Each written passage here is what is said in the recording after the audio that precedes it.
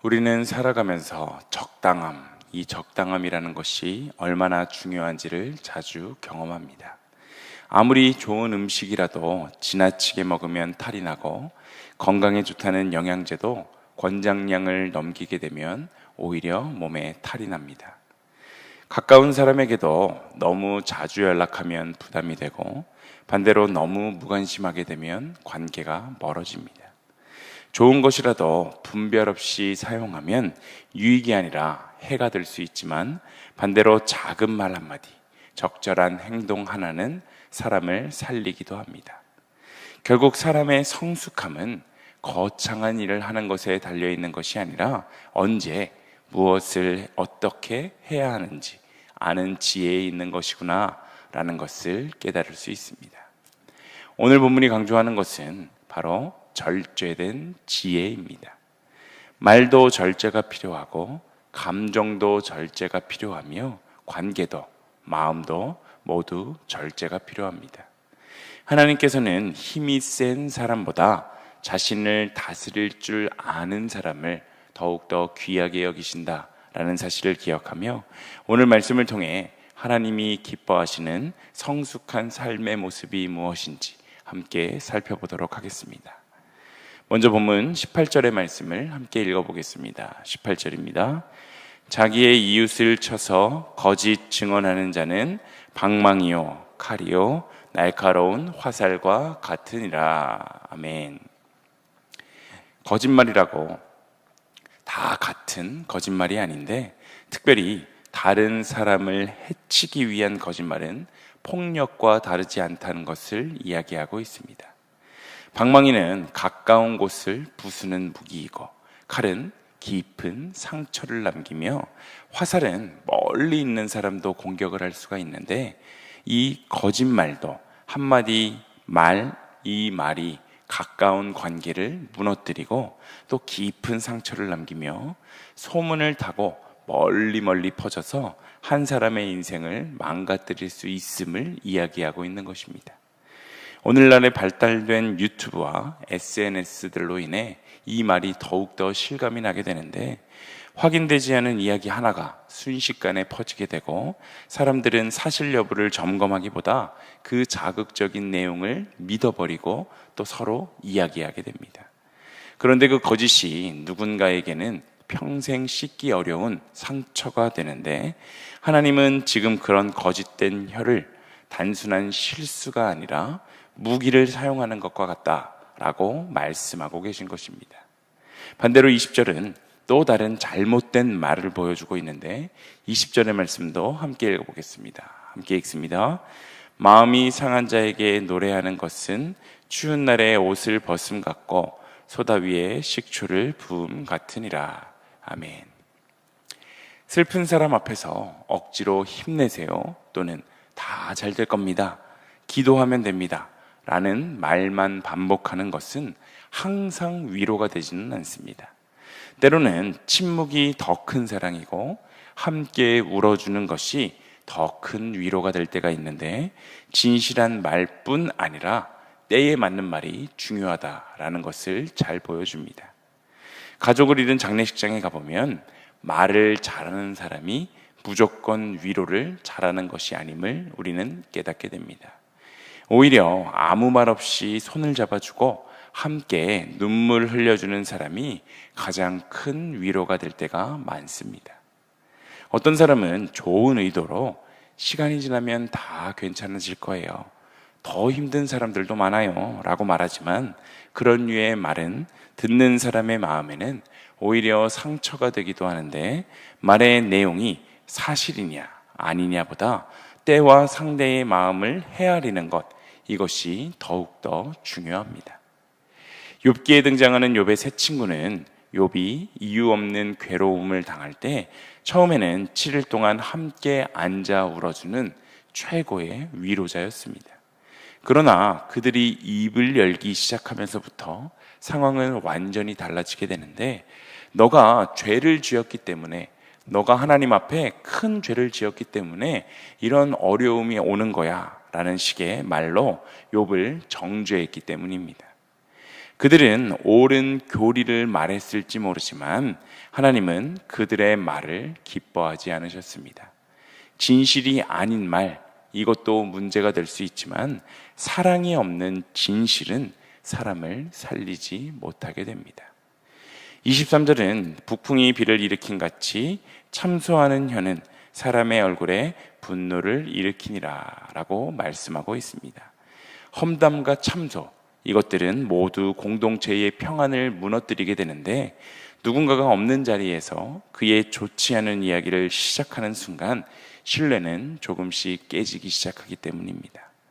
참소, 이 참소라는 것의 사전적인 정의는 남을 모함하여 윗사람에게 일러 바친다라는 뜻인데, 이 참소는 듣는 사람의 마음까지 오염시키고 결국에는 공동체 전체를 흔들게 됩니다. 성도는 말을 많이 하는 사람이 아니라 자신이 뱉은 말을 책임질 줄 아는 사람이 되어야 합니다. 하나님은 우리의 말이 사실인지 아닌지, 사랑이 있는지, 그리고 지금 해야 하는 말이 맞는지 이것까지 지켜보고 계십니다. 그래서 에베소서에서도 무릇 더러운 말은 너희 입 밖에도 내지 말고 오직 덕을 세우는 데 소용되는 대로 선한 말을 하라 라고 권면하시는 것입니다. 결국 하나님께서 기뻐하시는 말은 거짓이 없어야 되고 사랑이 있어야 하며 때에 맞는 말을 해야 한다라는 사실을 기억하고 오늘 하루 우리의 입술이 칼과 화살이 아니라 하나님께서 사용하시는 위로와 생명의 통로가 다 되시길 소망합니다.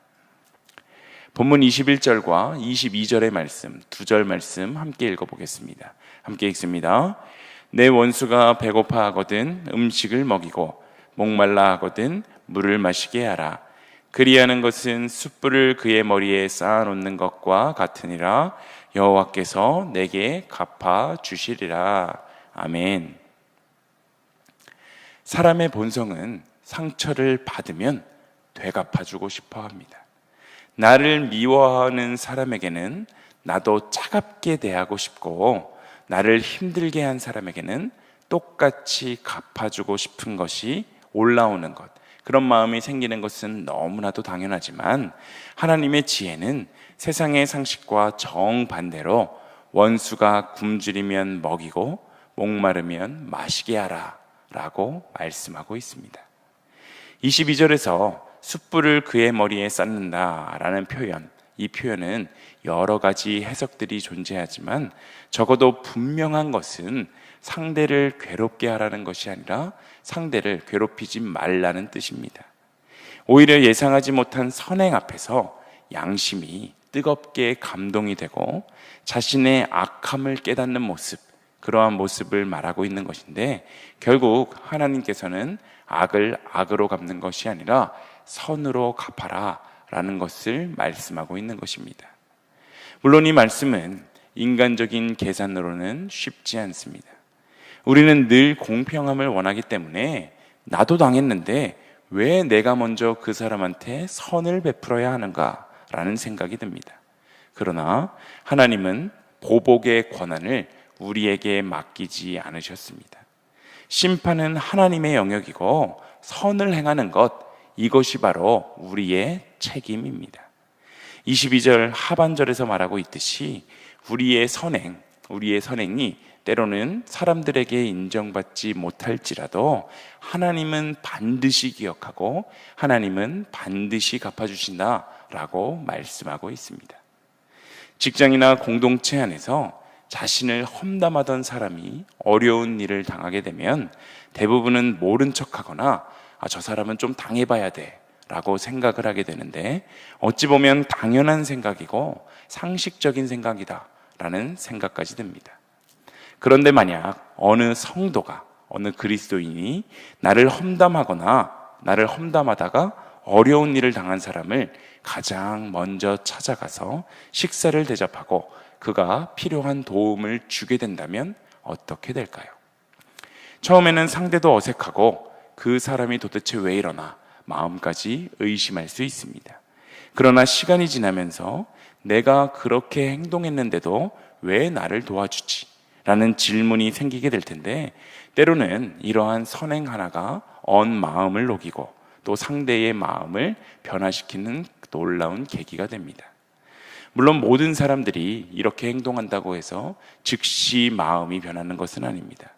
그러나 그 결과를 책임지는 분은 하나님이시기 때문에 결과는 하나님에게 맡기고 우리는 하나님이 우리에게 말씀하신 그 선을 선택하면 되는 것입니다. 사울은 다윗을 죽이려고 오랫동안 추격했습니다. 그러다가 오히려 다윗은 사울을 죽일 수 있는 기회를 2번이나 얻었었는데 주변 사람들은 하나님이 원수를 넘겨주셨으니 죽이십시오 라고 말했지만 그는 끝내 그렇게 하지 않습니다. 그는 사울의 옷자락만 베고도 마음에 찔림을 받았는데 사울에게 악을 악으로 갚지 않았고 오히려 선으로 갚았습니다. 그 결과 다윗은 자신의 손을 피로 더럽히지 않게 되었고 하나님께서 친히 그를 왕위에 세우셨습니다. 본문 27절과 28절은 절제에 대한 이야기를 하고 있습니다. 27절은 꿀을 많이 먹는 것이 좋지 못하고 자기의 영예를 구하는 것이 헛되니라 라고 이야기하고 있는데 이 꿀이라는 이야기가 너무나도 갑작스럽게 등장하는 것 같지만 사실 앞에서 계속 말해왔었던 절제, 이 절제에 대한 이야기를 마무리하는 것입니다. 잠언에서 꿀은 좋은 것을 상징하는 경우가 많습니다. 그러나 좋은 것이라도 지나치면 해가 되는데 맛있는 음식도, 돈도, 명예도, 인정도 모두 마찬가지입니다. 하나님은 좋은 것을 누리지 말라고 말씀하시는 것이 아니라 그런 것들에 끌려다니지 말아라 라고 이야기하십니다. 이어지는 28절은 자기의 마음을 제어하지 아니하는 자는 성읍이 무너지고 성벽이 없는 것과 같으니라 라고 말씀합니다. 당시 성읍은 성벽이 있어야지만 안전할 수 있었는데 만약 성벽이 무너지게 되면 아무리 집이 많고 사람이 많아도 적의 공격을 막을 수가 없었기 때문입니다. 본문은 마음을 다스리지 못하는 사람, 그런 사람들이 바로 그런 이 성벽이 무너진 사람, 성벽이 없는 사람과 같다라고 말씀하고 있는 것입니다. 화를 참지 못하는 사람은 작은 말에도 무너지고 욕심을 절제하지 못하는 사람은 유혹 앞에서 쉽게 넘어지며 감정을 통제하지 못하는 사람은 한순간의 분노 때문에 평생을 쌓아왔었던 신뢰를 무너뜨립니다. 반대로 자신을 다스리는 사람은 겉으로는 조용해 보여도 누구보다 강력합니다. 우리는 종종 능력이 많은 사람을 부러워하지만 성경은 능력보다 절제를 더욱더 높이 평가합니다.